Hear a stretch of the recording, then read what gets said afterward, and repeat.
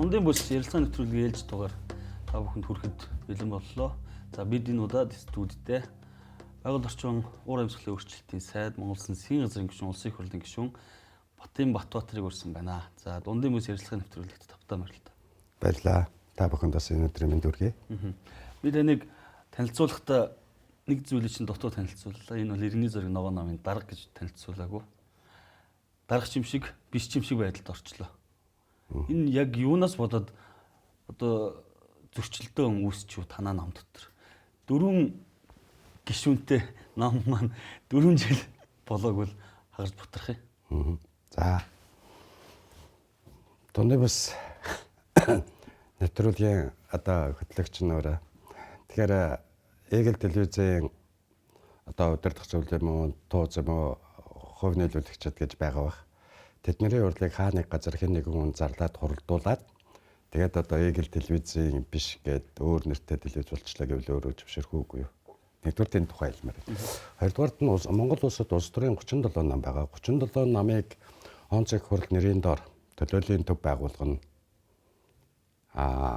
Намын их хурал нь гүйцэтгэх удирдлага нь буюу улс төрийн зөвлөл нь за намын шашны байгууллагууд нь шийдвэрлэхгүйгээр хурал хуралдуулаад авчдаг бол энэ 37 намын удирдлага онцгой хурал нэрийн дор хууль, дүрм, мийн хүрээнд бус ингээд зохион байгуулад хурал хийждэг бол энэ Монголын улс төр, Монголын засаг гүн амьдралд орно.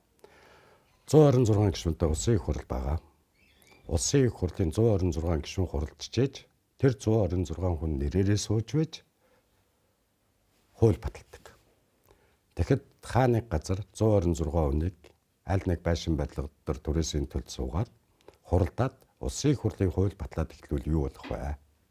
Үүнтэй адилтгаж ойлгох хэрэгтэй. Тийм болохоор энэ бол иргэний зориг ногоон намын нэр хүндийг унгаах, иргэний зориг ногоон намын улс төрийн асуудлыг дэвэргэх ийм захиалагчийн даалгавартай жүжигчилсан тоглолт болж байна гэж ингэж дүгнэж байгаа. Та хэвлэлээ уралд хийсэн, би таны хэвлэлээ уралд хийж баг бүтэн цаг сонссон. Та нэг үгийг бол сая дахиад хэлчихлээ. Захиалагч гэж те. Хэн захиалдаг? Энэ захиалагчийг бүгдээрээ хэвлэлийнхэн бол их олон их сурвалжаас мэдээлэл олж авч чаддаг. Тэгэхээр бүгдээрээ хамтдаа захиалагчийг гаргаж ирэх тал дээр нь ажиллая.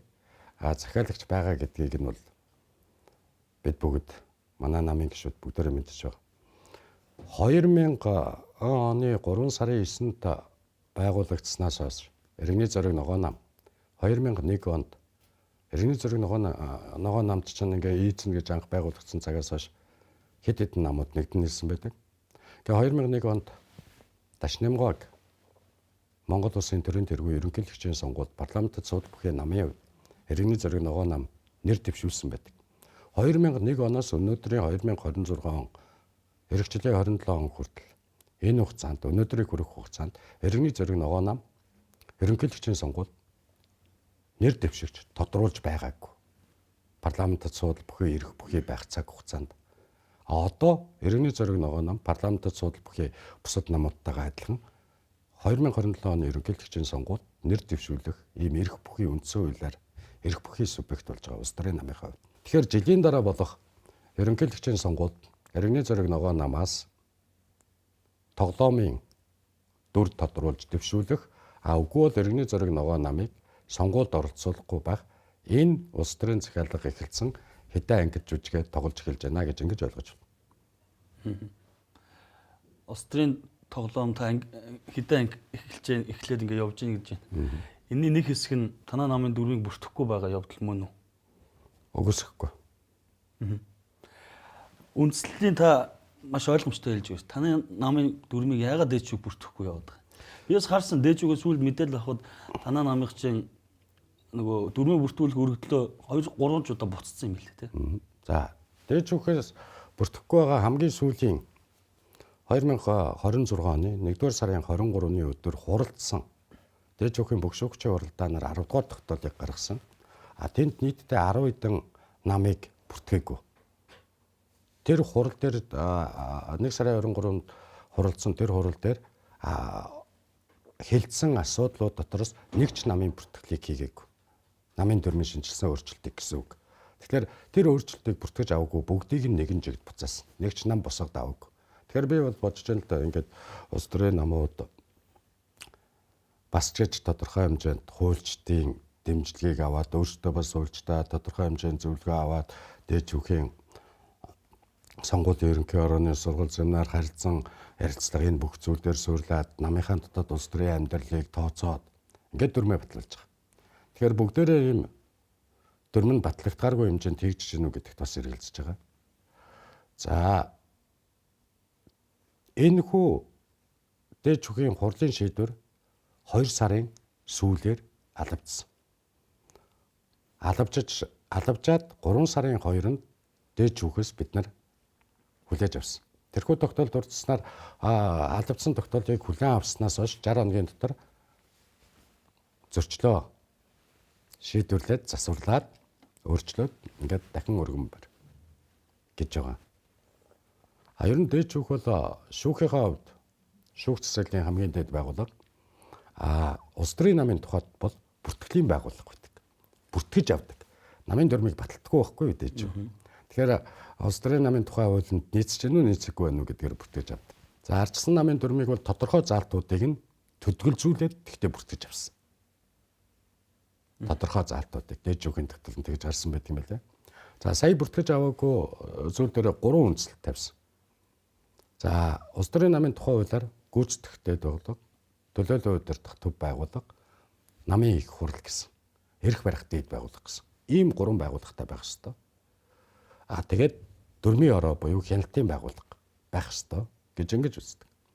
Тэгэхээр дээд шүүхийн татгалзсан 3 үндслэл нэгдүгээрт нь төлөөллийн төв байгууллага буюу танаа намын үндэсний зөвлөлийн хороо орон гарсан тохиолдолд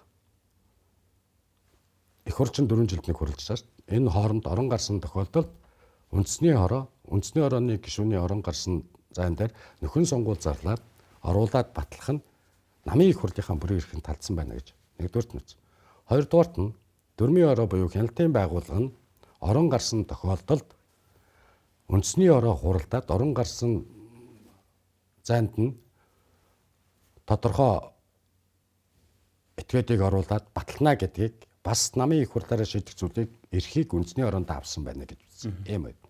За 3 дахь асуудал нь хурлын дэгээр тодорхойлон заагаагүй бол хүнээс бусад асуудлыг, хүнтэй холбоотойгоос бусад асуудлыг илээр санал хурааж болно гэдэг заалтыг энэ хүнтэй холбоотой асуудлыг илээр санал бусад асуудлыг илээр хурааж болно гэдэг нь ойлгомжгүй байна. Энийгээ тодруулах гэсэн. Ийм 3 үндслээр буцаасан. Дээд шүүхийн тогтоол. Шүүхийн тогтоол шийдвэр аль шатны шүүхийн шийдвэр тогтоол захирамж гаргахдаа үндслэл тогтоох хэсгийг маш сайн заах хэрэгтэй байдаг. Тэгэхээр энэ хүрээнд саяны 3 асуудлаар дөрмийн зүйл заалтан дээр ингэж байна гэдгийг бид нар хүлээж авсан. Бид нар энэндээ өөрчлөлтийг оруулаад дээд шүүхийн шаардсанчлан энэ асуудлуудыг их хурл дээр байх бол бүгдийн их хурл дээр ингэж шийдвэрлээд дахин дөрмийн өөрчлөлтөө намын их хурлаар батлаад намын их хурл бол баталдаг. Намын төлөөллийн төв байгууллага баталдаг байгууллага. Энэ байгууллагын алигүйр нь батлах вэ гэдэг дээр тодруулга авахар дээд шүүх рүү явуулсан. Тэгээ энэ хурлаараа цог шатны намын байгууллагаараа хурлаар батлаад дахиад дээд шүүхэд 60 хоногийн дотор хуралдаад хуралдсныхаа дагуу хөргүүлнэ. Ингээд эцсийн одоо нөгөө өмнөх тогтоол шийдвэрүүдээс хамгийн сүүлд гарсан хүчин төгөлдөр энэ бол зарчим. Тэгэхээр энэ 3-ыг засаж өгснөөр дээд шүүх манай дөрмийн өөрчлөлтийг бүртгэнэ гэж ингэж ойлгож байгаа. За үндсэн хуулийн цэцвэл тухайлбал яаж шийддэг? Одоо улсын их хурл хууль батлаад засгийн газар шийдвэр гаргахад тухайн улсын их хурлын батлсан үйлслийн тодорхой зүйл хэсгийг төдгөлзүүлдэг. Түүнээс хуулийг бүхэлдэн өгчөнгөө болдог. Яг үгээр тухайн асуудал ерөөсөө нураад байна шүү. Тэгэхээр тэр хэсгээ засах үүргийг их хурл авдаг. Улсын их хурл аваад ингээд тэрийгээ үндсэн хуулинд одоо нийцүүлэх тухай аюуд цэцгийн гаргасан дүгнэлтийн дагуу ингээд шийдвэрлээ явдаг. За жишээлбэл дээд шүүх бол ингэж яагаад шийдэж болдог юм бэ гэдгийг бас бид нар бодох хэрэгтэй. Дээрэс нь шүүх байгууллагын чанараар шин чанараар биш бүртгэх байгууллагын шин чанараар ажиллах хэрэгтэй. Тийм болохоор энэ бол яг техникийн жижиг бичлэлтийн алдаануудаас дараа нь бас намын дотоод үйлдвэргүүдэд асуудал үүсэх гэдэг ийм процессын шинжтэй зохицуултын асуудал дээр л эн чинь намын тухай хуулийг зөрчиж байна. Нийцэг байна. Намын тухай хууль гэхээс илүү та нар намынхаа эрх барих дэд байгууллага намынхаа их хурлаа заачаад тэрнийхээ эрхэнд талдаад байна үндэсний ороогоо гэдэг. Ийм л асуудал байна. Гурван асуудлаар буцаасан. Яг хугацаанд нь энэ зөрчлүүдээ гэдэг юм уу те үндслүүдийн засгад бол эргээд бүртгүүлэх асуудал бол процессын дагуу ингэж явах байх. Танаа нам ч одоо дүрмтэй байна уу дүрмгүй байна уу? Үгүй дүрмтэй билгүй байх уу? Одоо дээд шүүхийн энэ 10 дугаар тогтоол дээр дараагийн бүртгэх үйл ажиллагаа хүртэл тэ энэ дүрм чинь хүчин төвлөлтөөр үйлчилж байгаа гэдгийг бичиж өгч гисэн шүү дээ. танаа Тэр нь дээд шүүхийн 10 дугаар тогтоолын 2-ын 6 дээр байгаа. За дараагийн 60 хоногийн дотор хугацааг тогтоох гэдэг 60 хоногийн дотор хуралдаад нийцээгүй энэ 3 заалтыг засварлаад дахин дээд шүүхэд ирүүлэх, хүсэлт ирүүлэх эрхтэй. За энэ 60 хоногийн дотор хэрвээ өөрчлөлтөө засаж ирүүлээгүй эсвэл хүсэлт өгөөгүй бол тухайн хугацаанаас уг хугацаанаас гэдэг үг нь бүр тэгж байгаа. Уг хугацаанаас дүрм өөрөө хүчин төгөлдөр үйлчлэх үгүй юу гэдэг хууль зүйн үр дагавар үүсэх магадaltaйг анхаарна уу гэж. Тэгэхээр дээд шүүх рүү бид нар материалаа өгөөд дээд шүүхийн бүх шүүгчийн хуралдтал ямар нэг байдлаар энэ дүрмийн одоо байгаа хүчин төгөлдөр үйлчилж байгаа дүрм маань үйлчилсээр байх болно. танаа журмын нөхөр улсын их хурлын гишүүн Баттуулд таныг хэвлэлээр орлын хийсний дараа бас ярилцлага өгч харагдана лээ. Манай нам ч одоо ямар ч дүрмгүй болцсон. Одоо хуучин дүрм нь одоо хэрэгжээд үйлчлээд явж байгаа гэвэл улс төрийн намын тухай хуулиар зөрчөөд байгаа гэдэг тайлбарлаад байгаа. Та болохоор дүрмтэй гэж яриад байгаа. За яг энд үүн дээр би ганц л хариулт өгье. Дээд шүүхийн бүх гишүүдийн хурлаас гарсан 10 дугаар тогтоол нь өөрөө хүчин төгөлдөр гэж үзэж байгаа. Нэгдүгürt нь. Хоёрдугаарт нь яг Батуулд гишүүн маань хууль эрх зүйн асуудал мэдгүй, тэр чиглэлийн мэрэгжилгүй хүн сургуульд нь сураагүй байж болно. Тийм учраас бас мэдгүй зүйлээ хуульч хүмүүсээс лавлж асууж яхах зүйтэй гэж зөвлөхөр. Альва энэ намуудын дотоод зөрчил байж л байдаг зүйлүүд нам болгонд л байгаа. Тэгэхдээ хаанаас эхлэлтэй вэ гэдэг зүйл ярьж байна. Танай зөрчил яг хаанаас эхэлж юу? Одоо яг энэ асуудлууд ингээ яваад намынхаа даргын албан тушаал дээр яваад тусдаа хурал хийгээд явахаар энэ цаана ганцхан зүйл үүдийг ашиг сонирхол байгаа. Тийм. Аль ашиг сонирхол нь хаана очиод зөрчилдөж юу? Хоёрын ашиг сонирхлынхаа асуудлыг нэг ч удаа дэмжээгүй. Дээрээс нь тухайн хүнд улс төрийн зорилго юм уу улс төрийн зам байна уу гэдэг дээр бас сонголт хийхдээ алдаа гаргасан байна. Тэрийг би өөрөө үлэн зөвшөөрч байгаа. Улс төрийн зорилгогүй хувийн амьдралаа сайжруулах гэсэн ийм зорилготой хүнийг хууртагдаж татан оруулсандаа одоо харамсаж байгаа. Ийм л зүйл. Тэгэхээр хувийн ашиг сонирхол байна гэдэг чинь гадна талаас ямар захиалга өгсөн тэрийг биелүүлнэ л гэсэн үг шүү дээ. Өөрт нь улс төрийн зорилго алга. Тэ? Нэг зүйл байгаа нь ерөнхийлөгчийн сонгуулийн чимээ гарахтаа зэрэгцээд л нам дотор ил далд асуудал үүсээд ил далд сунгаан явж байна. Танай намд ч гэсэн тийм асуудал байгаа болов гэж хараад байна. Санжир сүрэнгийн оюун гэж хүнд та урилга өгсөн. Манай нам дээрээс ерөнхийлөгчийн сонгуульд нэр дэвшүүлээ гэдэг урилга өгөөд нөгөө хүн бол хүлээн зөвшөөрөг татгалцсан гэдгээ татгалж ий гэдгээ бас хэлсэн. Хэвлэлээр яриа өгөөд та өөрөө ерөнхийлөгчийн сонгуульд нэр дэвших асуудал ярингууд намынхан ч дургүй байх биш үү? Үгүй оюун даргаыг 2024 оны 1 сард би Солонгост очсон. Тэр үедээ уулзсан. Хэлсэн. 24 оны сонгуульд намын жигсаалтаар байна уу? Тойрогт байна уу? Та өөрийнхөө үслээр нэр дэвшээжээ. Их хурлын сонгуульд. Их хурлын сонгуульд 2024 оны улсын их хурлын сонгуульд. Уулмаар манай нам парламентд судалтай болно. Тийм итгэл үнэмшил байна. Намын даргын хувьд тэрийг зорих ёстой шүү дээ. Тэгэхээр тэр итгэл үнэмшлээ хэлээд за та нэгдүгээр парламентын сонгуульд оролцооч хоёрдугаар 27 оны ерөнхийлөгчийн сонгуульд оролцох нь зүйтэй гэж би удаа бодож байна гэсэн бодож үзье гэсэн. 2025 онд мөн хэлсэн.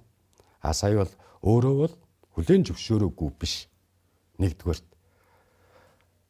өөрөө бол боломжгүй гэдэг шалтгаан бол тайлбарсан. Ямар боломжгүй шалтгаан байна уу гэхээр оюун дарга маань олон улсын нүүбийн байгууллагт өндөр албан тушаал гарч байна. Тэгэхээр Монголын нэг хүн дэлхийн хүн болж ажилласаа гэдэг дээр бол би дэмждэг. Тэр утгаараа тэр хүн би энэ дэлхийн хэмжээнд ийм өндөр хариуцлагатай байгууллагт өндөр албан тушаал хашиж байгаа. Дээрэс нь НҮП-ийн дүрмээр болон энэ дүрмүүдээр юу вэ гэхээр улс төрийн намын харьяалтай байхыг хориглодог. Энэ үүднээсээ очихдоо 16 17 онд намын гишүүнчлэлээс татгалзах хүсэлтэй өгөөд энийг нь үндэсний орон дээр уншиж сонсож ирсэн.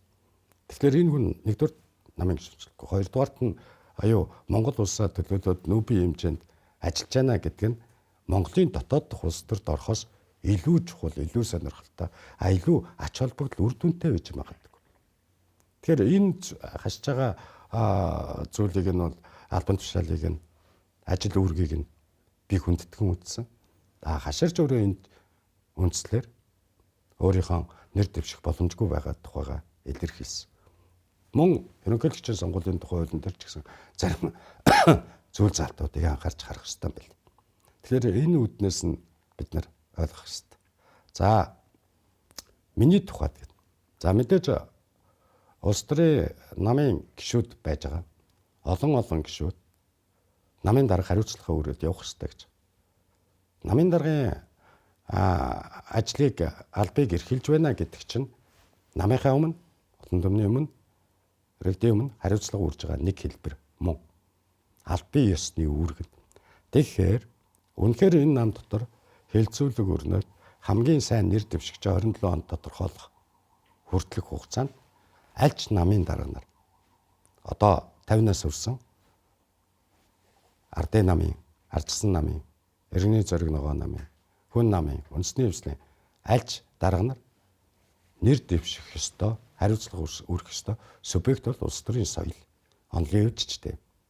Урд нь одоо намын дарга нар нь нэг бол намын дарга байсан, өндөр албан тушаал хашиж байсан хүмүүс нь ерөнхийлөгчийн сонгуульд нэр дэвшдэг. Тэгэхээр энэ бол улс төрийн соёлын тухай асуудал, хариуцлагын тухай асуудал, ёс суртахууны тухай асуудал. Энэ үднээс иргэний зориг ногоо намын дарга, ер нь парламентд судалтай намын дарга хуулийн боцлон хангагдаж байвал ерөнхийлөгчд нэр дэвшигчийн тоонд бичигдэх зүй ёсны эргэл гэж би ойлгож байна. Та бол дэвших гэсэн зорилготой байгаа юм байна гэж ойлголоо таны ярианаас. Намын хурлуудаар шийднэ. Дэвшихгүй асуудлыг эцэслэн шийдвэрлэх нь намын хурл. Гэхдээ би татгалзахгүй гэдгээ намынхаа гишүүдэд өчигдөр намын 26 жилийн ойгоор илэрхийлсэн байна. Та дөрөв бас ярьсан одоо танаа нам бол намынхаа нэр дээр 2024 оны улсын хурлын сонгуульд оролцож 4 судалтай болсон. Дөрүлээ бол жагсаалтаар гэж явна. Намын нэр дээрээс нэр дэвшсэн учраас та бас сая ярьж байна. Энэ жагсаалтан дээр би бас алдаа гаргасан байна гэж асуудал ярьж байна. Ер нь жагсаалтаа бүрдүүлэхдээ хинтээ ярилцаж ямар үндслэлээр бүрдүүлсэн юм? Жагсаалтыг бүрдүүлэхдээ намын үндэсний орны хуралд оруулж нууц санал хураалтаар шийдвэрлэж ингэж гарсан шийдвэр. Санал оруулсан нь мэдээд намын дарга, сонгуулийн ерөнхий менежер манай нам жагсаалтаа ингэж оруулъя. Тойрогтын хүмүүсээ нэр дэвшүүлъя. Ингээд нэг төлөөллийн төв байгуулах сонгуулийн хуулиараа шийддэг. Намын дүрмээр улс төрийн намын тухайлаар сонгуулийн хуулиар. Тэгэхээр энэ хүрээнд шийдвэрлсэн асуудал. Тэгэхээр санал оруулахдаа алдаа гаргасан байна л гэж үздэг. Батуулд гişүн дээр гэж ярьж байна уу? Бүгдэн дээр нь гэж ярьж байна. Гэхдээ яг одоо бид нар цаашаага тэртээ тэргүй 126 суудал бүхий парламенттай боллоо, холимог тогтолцоотой боллоо. Энэний сайн талууд маш олон. Гэхдээ энэ шинэ орчинд алхаад ороход бол тодорхой хэмжээний алдаа оноо гарна. Хуулийн дээр нь нөхцөл дээр нь байхгүй байлаач процесс донд оролцогч нар алдаа оноо гаргахыг бол үгүйсэхгүй. Тэр алдаануудын нэг нь болоод өнгөрч байна. Дараагийн шатнд дараагийн сонгуульд бид нар энэ алдааг давтахгүй л гэж ингэж ойлгож байна. Сая 24 оны сонгуулийн дараачаар эрх баригч нам, дараа нь бас ардчилсан нам, тэгээд ханаа намын асуудал ингээд хоёр нам нь бол даргаа солилцсон. Одоо дахиад даргаа солих үйл явц өрнөд байна уу би хараад байгаа. Тийм. Гэхдээ ардын намын дарга солигдохдоо ардын намын баг хурал ардын намын их хурлаар явагдсан. Тэр баг хурал их хурлаа хэн ч үгүйсгээгүй. Ардчилсан намынх мөн үндэсний бодлогын орооны хурал болон зохицтныхаа хурлаар явагдаад төлөөллүүд нь цуглаад сонгуульд гишүүдэн цуглаад асуудлаа шийдвэрлсэн. Энэ процесс бол байнга явж ах хэвээр улс төрийн намын донд улс төрийн намын дотоод амьдралд байх ёстой процесс. Энэ дүрмийнхаа дагуу явж байгаа гэсэн. Түүнээс хин хаанаас ирсэн үл мэдэгдэх магадгүй зарим тохиолдолд төрөгдөлд орсон буруу мэдээлэлээр очсон намын гишүүд зарим хэсэг нь байсан баг. Ийм байдлаар зохион байгуулаад хэнийг ч хамаагүй зөвлүүлээд заал танхим түрээслээд ингэж явах тийм боломжгүй. Дээрэс нь улс төрийн намын тухай хуулиар байгаа. Улс төрийн намын үйл ажиллагааг санхүүжүүлэхдээ зөвхөн намын данснаас санхүүжилтэнд гарч үйл ажиллагаа явна гэж.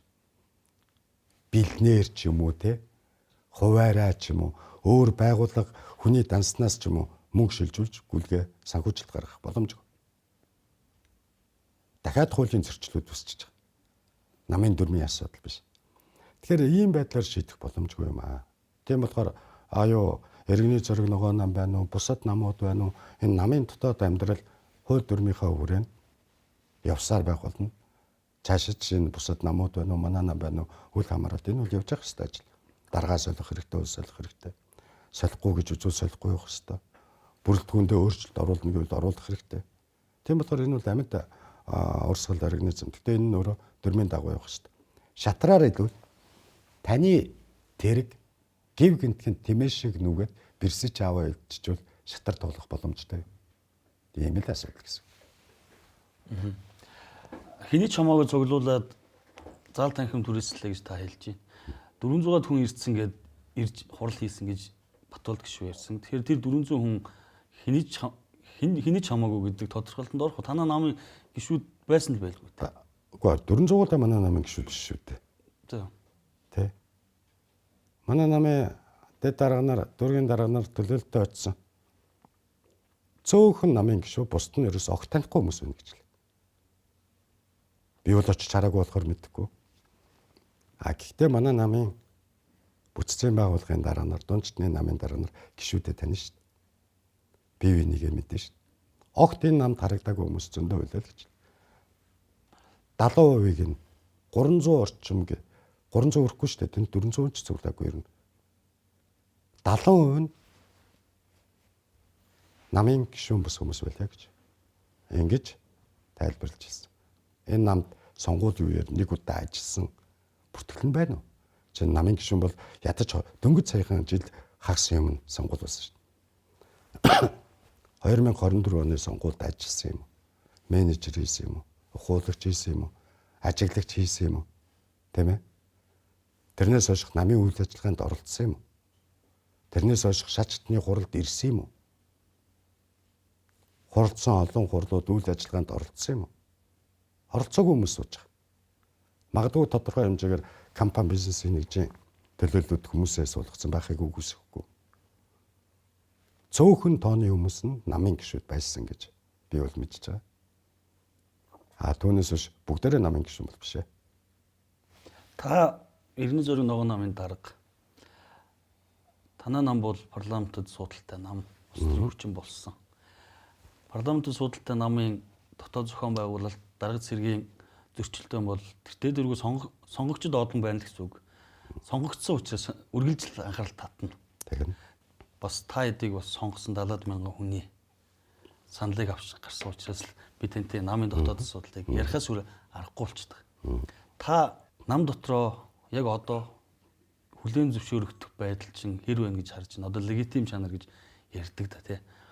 Өнгөрсөн би яагаад ингэж асууж байгаа юм гэхээр бусад намуудын ялангуяа Монгол Ардын нам ардсан намч дээр орондоо зөрчилдөөн болохоор лидерүүдийн легитим чанар алдагдаад зарим нь байхгүй болчих. Та юу гэж үзэж байна өөрийгөө? За легитим чанар байгаа гэдэг нэг дүрт үзэж байгаа. Үүн дээр хэрэгэлцэхгүй байна. Хоёрдугаарт нь ярилцлаган дээрээс нь харсан 2023 онд 23 оны 12 сард Иргэний зориг ногоо намд элсэн гэж баталдсан. 6 сарын дараа их хурлын гишүүн болсон байна.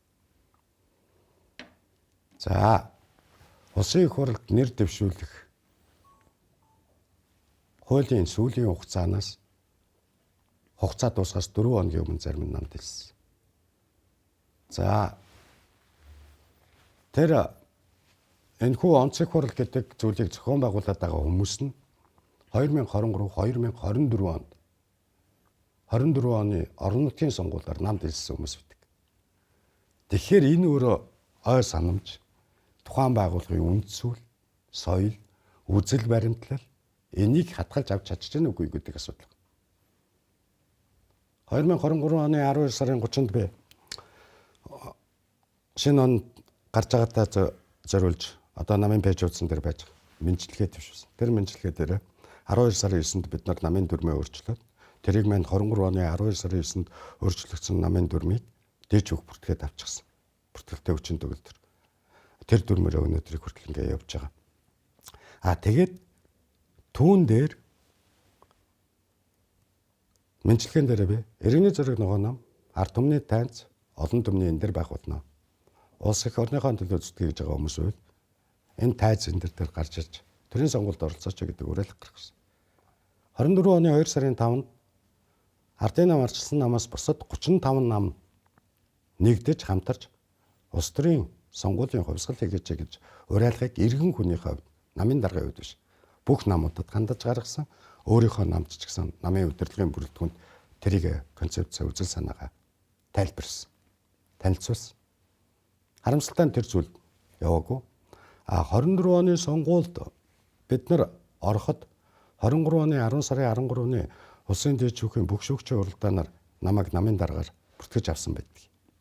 Тогтоол нь тэр өдрөөр шийдэгдээд хэд хоногийн дараа алавчаад ирдэг. Тэгээд сая одоо бид нар нэг 5 сард 25 оны 5 сард намын дарга бүртгэхээс татгалзаж байна. Тийм учраас дарга бишээ гэдэг шүү дээ. Гэхдээ одоо өөрийг чинь намын дарга гэд бүртгэгдсэн байхад дахиад өөрөө би бүртгүүлье гэхээр бүртгэлтэй л байна шүү дээ. Яах гэж бүртгүүлье. Өөрөө ч оронд өөрөө сонгогдсон бол бүртгэл гэдэг байхгүй. Тийм учраас дахин бүртгүүлэхээс татгалзаж байна л гэсэн санаа. Дээд шүүхийн тогтоолыг буруугаар мушгингуйлж энэ хүн намын дарга биш ээ гэдэг. Ийм зүйл ярьж байгаа. Жишээлбэл өөрөө нэг өрх гэрийн тэргүүн байгаа. Ан чинь байгаа, өөр хүүхдүүд чинь байгаа. Өрхийн тэргүүн гэд улсын бүртгэлд бүртгэж. Өөрөө тэнгууд би энэ өрхийн тэргүүн мөн гэдгээ дахиад бүртгүүлье гэх улсын бүртгэлд өгвөл улсын бүртгэл та энэ өрхийн тэргүүн л биш үү? Дахин бүртгэх шаардлагагүй л гэж буцаагаал өгчөж байгаа байхгүй. Дээд шүүхинд 25 оны 5 сарын тогтоол тэгж харсан. Тэгэхээр тийм зүйлийг мушгингуйлж даргагүй юм шиг, дүрмгүй юм шиг ийм зүйлийг хийж байгаа. Тэр утгаараа бол иргэний зориг ногоо намын анхдагч үүсгэн байгуулагч болоод энэ цаг хугацаанд явж исэн гишүүд тэгээд бүтцийн байгууллагууд нь легитим чанарын хувьд бол асуудал байхгүй. Сонгуулийн дүүнээр улс төрд өөрийн орон зайгаа эзлээгүй, улс төрийн тодорхой зорилго байхгүй, ашиг сонирхлын төлөөх ороод ирсэн хүмүүс энэ асуудлыг гаргаж тавьж байна. Тэр нь легитим чанарыг илэрхийлж чадахгүй. Тэр бол мэдээж урсгал усанд хаягдал нь голын ирэг дээр гараад хаягдаад явж идэг ш. Далайн ирэг дээр ч гэсэн хог хаягдал байнга хаягдчихж идэг. Тэрнтэй л адилхан гэж бодлоо. Та захиалагчтай гэдэг зүйлийг ярьсан. Одоо яагаад ингэж байгаа? Яг үндсэн зорилгын та юу гэж таамаглаж байна? Би одоо яагаад гэдгийг чинь л гэдгийг нь ядаж өөрөөс нь асуусан юм байгаа зү. За. Иргэний зориг ногоо нам 2000-аас 2016 онд улсын их орчит судалт тавьсан. 2001 он, 5 он, 9 он, 13 онд 4 удаа ерөнхийлөгчийн сонгуул болсон. Энэ дөрвийн 2001 онд нь буюу байгуулагдсныхаа дараах нэг жилийн дараа ерөнхийлөгчийн сонгуульд орсон. Нөгөөх 3 сонгуульд нь ороогүй. Хамтарч оролцсон. Парламентад суудал бүхий ерөнхийлөгчд нэр дэвшүүлэх эрх бүхий хэрнэ. За 2013 он баха. 13 онд Элбэгд орж Батэрдэн, Удул гэдэг 3 ерөнхийлөгчд нэр дэвшсэн. Тэмбэрэл гэдэг хүн иргэний зоригоос нэр дэвших гэж чадаагүй шүү дээ. Маш олон хэрэг үүсгэсэн. Тэгээд сонгуул яаж явлаа? Сая 21 оны сонгуул, 17 оны сонгуул. Тэгэхээр үүнтэй холбоотойгоор бид нар зөндөл зөндөл ярьдаг штэ. Захиалгаар нь нэр дэвшлээ. Энэ сонгуул чинь сонгуул юм уу? Сонголтгүй сонгуул болгож гэнэ үү? Тэр хүнээ дэвшүүлэх байсан штэ. Энэ хүнээ дэвшүүлэх ёстой байсан штэ. Тэгэхээр ийм л асуудал явж байгаа. Яг тэр процесс дахиж давтагдаж байгаа гэж та харж байна үү? Тэгэж давтагдаж байна. Одоо хоёулаа бас нэг юм л л да. Баасанхөө Монгол Ардын Хувьсгалт намын дарга гэдэг нэг сар үлээ 3 сар явсан штэ. Төрийн ордны их танхимд 4 хүн цуглуулж хуралдаад. Тэгээ тэр идэж үг бүртгэв. Уянгаа мөн төрийн ордны танхимд хуралдаад тусгаар тогтлын нэгдлийн намын дарга болоод ногоо намтай эвсэл байгуулад тусгаар тогтнолын нэгдлийн эвсэл гэж байгуулад сонгуульд оролцсон штэ. Тэгээ дараа нь шүүх энэ намын дарга бусд нь буруу байна. Намын дарга нь зөвшөөрөөгүй байхад хурал игээд ингэ авцсан байна. Тэгээ шүүхийн шийдвэрээр саяхан тухайн намынхын тамга гэрчлэгийг буцааж өглөө гэж пост тавьсан байсан. Тухайлах юм бол ардчилсан нам их олон удаа их хурал, онцгой их хурал мэдгүй янз бүрээр нэрлсэн баг. Хуралдуулсан. Ковид үеэр наран туулцахын хашаан дотор хүртэл хуралдуулж ирсэн. Тэд ч үг бүртгээгүй. Тэгэхээр энэ процессууд ингээ улс төр бол яваад идэг. Тэгэхээр аль нэг байдлаар өнөөдөр жишээлхэд энэ улс төрийн түүхэн дотор яваад байснаар тухайн намын легитим чанар алдагдаж байна гэдэг зүйл бас байхгүй. За захиалгаар гэдэг нь улс төрийн тоглолтууд яаж орж ирдэг те. Ингээ харахад бид нар барин тавин нотлох гэхээсээ илүү үйл явж яваад дуусахад хинт эерэг оноо нь очиж хинт хасах нь сөрөг оноо нь очиж байгаа. Ийм л асуудал болоод өнгөрөөд байгаа шүү дээ. Би танд легитим чанар асуусан шалтгаан би танд шүүмжлэлтэй хандтай. Одоо асууя гэж бодоод ардчилсан нам засагт Монгол Ардын нам хүн нам ингээд эвсээд Оросны дараа та парламентын танхимд хамгийн их шүүмжлэлтэй ханддаг байсан хүн. 118 бүдүүн бүлэг бий болчлоо. Ямар ч зүрх хүчин, ямар ч хараа хяналт алгаа гэж хэлснийхаа дараа ардчилсан намыг Монгол Ардын нам засахаас хөөсний дараа та Монгол Ардын намтай засагт хамтарсан. Энэ зүйл дээр чи би их шүүмжлэлтэй хандж явдаг. Энэ байдал чи өөрөө улс төрч хүнийг анх хэлсэн зүйл одоо шүүмжлэл дээрээ гэдэг юм анх хэлсэн ихэлсэн цэг дээрээ байж чадахгүй өөрчлөлтөд байхаар легитим чанар нь алдагдаад байна уу гэж хараад байгаа. Та миний дүгнэлттэй ер нь санал нийлв. За 118-ын бүдүүн бүлэг боллоо. Сөрөг хүчний ажиллах орон зай байхгүй боллоо. Үнэн. 126 гишүүн дотор 118 нэг бүлэг болцохоор хамтын шийдвэр гаргадаг болцохоор энэ ерөөсөө сөрөг хүчний хоолой буюу цөөнхийн орон зай Монгол улсын засаглалын хэмжээнд өгүүлэгдэж эхэлж байгаа. Өгүүлэгдээд ч гэсэн тэрийг 118-ын эсрэг цаана 4 гишүүнтэй 2 нам эвсэл даван гарч туулж олон түмэнд хүрэхэд дэд бүтц орон зай энэ микрофон энэ камер бусадын сошиал орон зай маш даван туулахад хүндрэлтэй нөхцөл байдлаар болж байгаа. За энэтэй бол санал нийлжсэн те. За тэгвэл ардын нам шийдвэр гаргалаа. Ардчилсан намыг засгаас гаргачлаа. Магадгүй хүн намыг засгаас гаргах уугүй юу ч гэдгийг нэрэлзээд байсан. Гэхдээ ерөнхий сайдад томлоод ерөнхий сайд нь санал тавьсан. За санал тавихдаа тодорхой өөр салбарын сайдуудын ажиллаар салбарын сайдуудыг хийх боломжтой юу гэдэг. Ингээд санал тавьсан. Үгүй ээ гэсэн. Иргэний зориг ногоо намын үзэл баримтлал нь төрсөн түүх нь өөрөө маш их тодорхой. Өөрөөрөө төрсөн нам 1999 онд Санжаа сүрэнгийн зориг агсны журмын нөхдүүд ардчилсан хувьсгалын удирдагчаа алдаад шударгаас алдагдлаа гэж үзээд дүгнэлтээ хийгээд энэ намыг байгуулахаар ажиллаад санаачлагаа өрнүүлээд 2000 оны 3 сарын 9-нд байгуулагдсан байна. Шударга эсний төлөөх төрсөн нам. 2011 онд Дангаа сүрэнгийн их бат дарагта ногоо нам иргэний зориг намтай нийлж нэгдээд ингээд иргэний зориг ногоо нам болсон дүгт. Ингээд нэгдэд нийлэхэд намын дүрмийн үзэл баримталд тодорхой өөрчлөлт орсон. Монголд байгаа улс төрийн 37 нам байгаа. Дэж үхэн бүртгэлтэй. Дэж үхэд бүртгэлтэй. Энэ 37 намаас ногоо үзэл баримталтай ганцхан нам байгаа одоо үлдсэн. Дэлхийн бүх улс оронд нэг ногоо нам байж идэг штэ. Ямар нэг хэмжээ. Тэр ногоо намууд нь тухайн улсынхаа засаглалд хамтаргаар бол ногоон салбараа авдаг. Уулуур харуу ордоггүй. Бусад салбар руу ордоггүй. Ногоон салбар авдаг. Тэр манай намын үзэл баримтал өөрөө ногоо юм. Ногоон үзэл баримталтай учраас энэ салбарын сайдаар ийм үзэл баримталтай нам очих нь буруу зүйл биш гэдэг.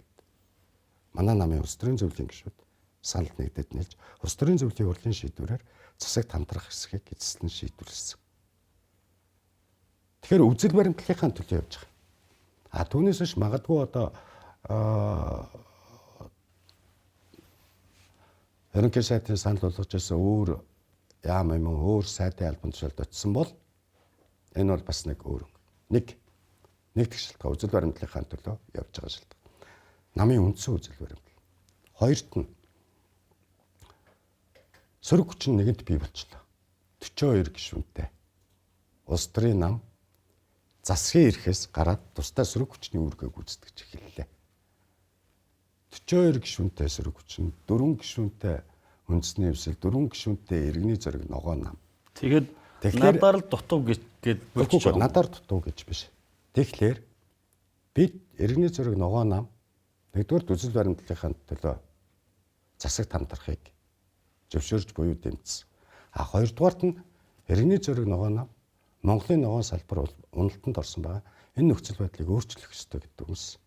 Тэгэхээр сөрөг хүчин хийх ажил хүний тоо боломж нөөц нь хангалттай байхад сөрөг хүчний тэр орон зайн дээр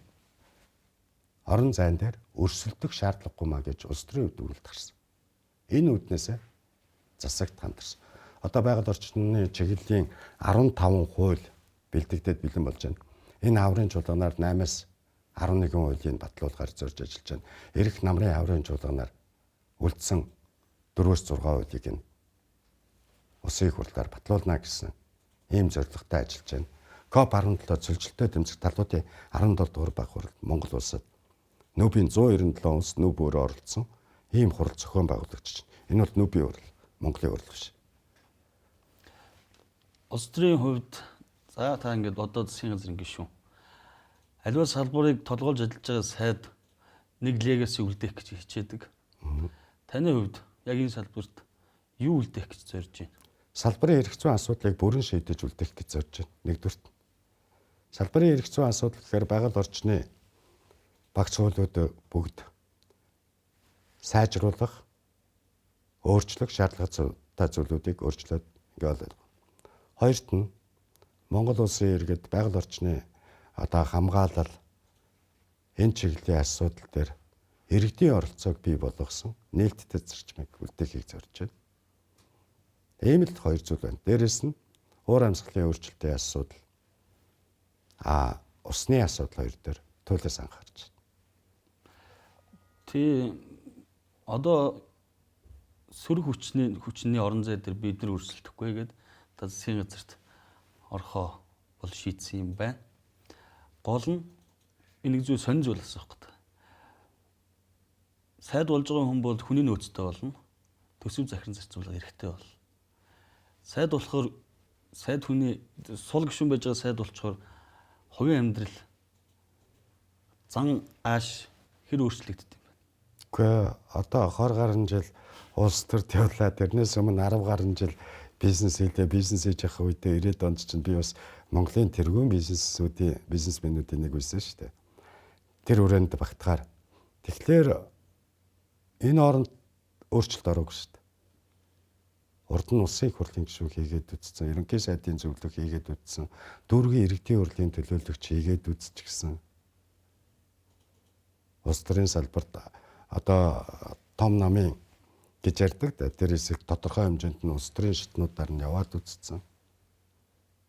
Тийм болохоор энэ бол яг хуу ажил нэмэгдэж байгаа. Жаахан цаггүй болж байгаа. Түүнээс биш зан ааш характерын хувьд бол нэг хайхтар өөрчлөгдөж байгаа зүйл одоогоор алга. Үүнийг бол харин нөгөө би өөрийгөө хэлэх арга байхгүй. Манай одоо таньдаг юм уу, найз нөхөд юм уу хүмүүс хэлж болно. Гэтэ яг одоо жишээ нь өөрөө ингээд над руу залгацсан байлаа гэхэд би нэг 24 цагийн дотор яаж игээд эргээд залгах жишээ нь ийм л байгаа. Та өөрийгөө мэдгүй намынхан чинь мэдээд Намынхан амьдрал зааш чинь хувраад байгаа учраас таныг намаас зайлуулах гэж оролдоод байгаа юм Гэхдээ намынхан биш үү? Би өөрчилсөн. Намын л юм шүү дээ. Тэ. Одоо жишээ нь яг энэ харилцаага эхлэхээс 1 минутын өмнө намын батлах авсан. Намд хэлсэн намын л хүн болчихно. Тийм биз? А гэхдээ намыг хизээ хийн хэрхэн төлөвлөдөг. Тэр тухайд бодох хэрэгтэй. Тухайлх юм бол манай Батболд гişүн 10-11 оны үед манай нэг нөхөр авчирч танилцуулж ирсэн. Тантай юу? Тий. Би Жингэлтэй дүргийн ардсан намын дарга байсан. За энэ сайн залуу байгаа юм аа гэж өгсөн. Тэгэд нэг үүрийн дараагаар одоо засаг захиргаа нэгж бол хорооны засаг дарга гэсэн үг шүү дээ. Нам дотор Жингэлтэй дүргийн ардсан намын нэг үүрийн дараагаар томилоод дэмжээд ажилласан. Жил хагас удаад алгуулсан. 23 онд би тэр гэж үлдсэн. Дэвшиягээ гараад ирсэн. Тийм тэгээд яг хоо миний ойрхон болсон хүмүүсээр манай нэг дүүргийн намын дарга хүртэл одоо лоббидна гэж ярьдаг шүү дээ. Тэгэл энэ нэг төвшүүлжүүл ингээ болох гэдэг. Тэгэл иймэрхүү зүйлүүд болоод ингээл гараад ирсэн. А тэгэхэд тэр хүрэх хугацаанд байсан хүн өнөөдөр ямар өр болсныг 180 градус эсрэг байр суурин дээр очсныг хэлхий арга байхгүй. Гэхдээ үүн дээр бол ер нь бол зүгээр улс төр өөрөө юуг шаарддаг вэ? Улс төрийн зорилго нь яг юу бүтээх гэдэг юм. Их хурлын гишүүн болж яах гэдэг. Миний 12 онд арчсан нам, 16 онд арчсан намын мөрийн хөтөлбөрт оруулж байсан 0.7 га газрыг эдийн засгийн эргэлтэнд оруулж санхүүгийн хэрэгчлээд Монгол хүнийг бүтээнэ гэдэг. Энэ санаа маань явж байгаа. Одоо энийг бид нар энэ 100 намар энэ копийн дараа энэний ард орно гэж ингэж бодож байгаа. Дээрэс нь би олон жил бас бодсон. Улс төрийн бүх намыг татан болгочаа. Бид нар системийн тогтолцоог өөрчилнө гэд засаглалын тогтолцоонд хандаад байдаг. Гэхдээ намын нөхөл засаглал руу ороод байна. Улс төрийн бүх намыг татан болгох тухай хуулийг дахиад гарааны шинэ нөхцлөөс эхэллээ. Гэхдээ үүн дээр бас үндэсний аюулгүй байдлын тухайд бодох ёстой зүйл байгаа. Зүгээр санаан зургаар хийж их асуудал бас биш. Бид нар өнөөдөр гэр бүлийн тухай хууль гэдэг байгаа. Эмэгтэйчүүд, эрчүүд, хүүхдийн төлөө хуулиудаа дахиж өөрчлөх ёстой. Мөн за одоо байгаль орчны чиглэлийн хуулиудыг бол мэдээж хэлдэхгүй би 15% байгаа гэж хэлчихсэн. Мөн бид нар энэ Монгол хүний үнц нь юугаар илэрхийлэгдэх. Ямар хэмжээний хариуцлага Монгол хүний айн бие эрүүл мэнд амьдрах орчинд нь учруулсан төвөгшил энэ ард ямар хариуцлага хүлээх ёстой, энийг бас хийх ёстой. А ер нь эрхчлөөтэй Монгол хүн гэж энийг хэлье. Эрхчлөөг нь юунаас эхлэх? Санхүүгийн хувьд эрхчлөөтэй бус хүмүүс өөрийнхөө үзэл бодол итгэл үнэмшлээ хамгаалж чаддаггүй байхгүй. Та хуулийн төсөл ярьсан учраас нэг хуулийн төсөл рүүгээ ороод хоёулаа ярилцлага ерөнхийдөө өндөрлөө. Та бол за намын нэрээр юм уу одоо жагсаалтаар гэж ярих юм да. Жагсаалтаар сонгогдсон улсын их хурлын гишүүнд хариуцлага тооцдог, эгүүлэн татдаг байх эрх зүйн боломж байхгүй байна гэж үзээд хурлын тухай нэмэлт өөрчлөлт оруулах тухай хуулийн төслийг өргөн мэдүүлсэн. Таны хуулийн төслийг би харсан. Нэмэлт оруулна, тэ? Дэвшүүлсэн наманд буцаагаад жагсаалтаар сонгогдсон гишүүндээ хариуцлага тооцоо гэдэг л агуулга байна гэж ойлгосон. Зөв үү? Зөв. Яагаад? За нэгдүгээр эхлээд энэ бол яагаад өргөн баригдах болсон бэ гэдэг 2-3 үндслээ биелээд гэж. За нэгдүгээрт нь улс төрийн нам сонгуульд оролцдог. Энэ 126 гишүүн тусдаа мөрийн хөтөлбөр байхгүй. 5 мөрийн хөтөлбөр л байна. Парламентд суудал бүхий сонгуулийн ерөнхий ороонд гадуулж өгөөд аудит хийлгээд тэгэд албан ёсоор баталгаажсан тэр бичиг баримт буюу мөрийн хөтөлбөрөөр ярьж ард түмэнд очсон. Сонгогчдод очсон. Сонгогчд санал өгөөд энэ парламентд орох тойргоор сөнөж жагсаалтаар байна уу тэрнээс үл хамааран парламентд орох босгыг дагуулж өгж байгаагаараа энэ 126 гишүүн намынхаа мөрийн хөтөлбөр нь сонгогчтой байгуулсан гэрээ байхгүй юу? Би бол тэгж ойлгож байгаа. Та бүхэн бас адилхан ойлгох байх гэж найдаж байна. Тэгэхээр сонгуулийн мөрийн хөтөлбөр бол иргэд сонгогчид улс төрийн намын оронд байгуулагдсан гэрээ. Энэ гэрээгээ биелүүлэх ёстой. За энэ гэрээгээ биелүүлэх гэсэн чинь нөгөө их хурлын гишүүн болцсон хүн энэ гэрээгээ мөрийн хөтөлбөрөөр ярьдаггүй, хийдэггүй, анхаардаггүй тэр битгийл явж байгаа процесст нь эсрэг коноп дардаг их хурлын гишүүн болчвол яах вэ? Нэгт ард түмэнд сонгогчтой байгуулсан гэрээгээ биелүүлж явах ёстой. Энэний өрөөнд хариуцлага тооцох ёстой гэж нэгсэндээ эргүүлэн татах ёстой гэж үзэж байгаа философи. Хоёрдугаарт нь хин нэгэн их хурлын гишүүнээс болоод дараагийн сонгуульд энэ нам сонгогчдын дэмжлэгээ алдаж болохгүй. Өөрөө өөртөө хариуцлага тооцож чадахгүй бол нам яаж дараагийн сонгуульд орох? Та бид хоёр нэг намын гишүүн байгаад нэг нь сайн нэг нь муу байжгаад сайнаасаа болоод нэг бол суудлын тоо нэмэгдэнэ, хоёулаа сайн байвал илүү нэмэгдэнэ, хоёулаа муу байвал дараагийн сонгуульд манай намыг хинч дугуйлж дэмжихгүй гэсэн. Энэ асуудал. Гуравдугаарт нь дорж дондог дулмаа өөрийнхөө нэрээр сонгуульд орж очиж нэр дэвшээгүй байхгүй.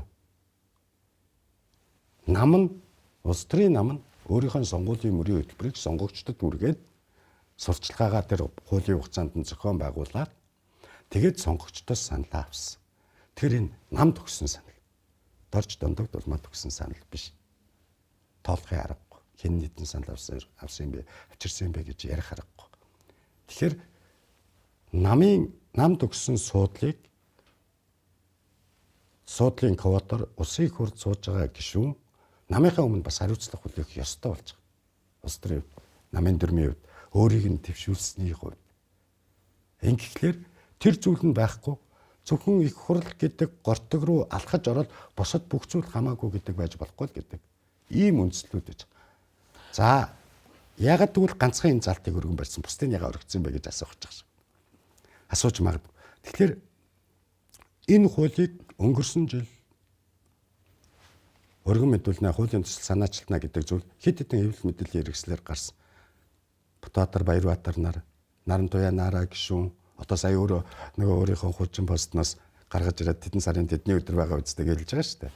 Тэгээ ингээд бид нар хамтдаа арчсан намаас ч гэсэн гишүүд оролцоод хамтдаа гарын үсэг зураа өргөн мэдүүлэх гэсэн.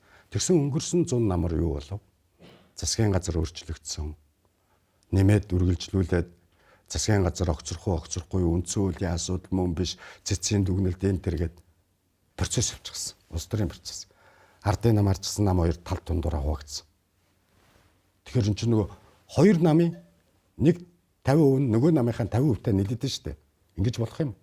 Уг нь бол хоёр нам улс төрийн хувьд засаглалын хувьд шийдвэрээ гаргаад аль нам нь өөрийнхөө конопны доогоор байр сууриа тодорхой илэрхийлж авах шүү дээ. Энэ бол засгийн газар байгуулахгүй огцрохгүй үндсэн хууль зөрчөөгүй энэ асуудал дээр улс төрийн нам нэг байр суурьтай байх нь зүй ёсны хэрэг байхаа гэж би хувьдаа бодож байна.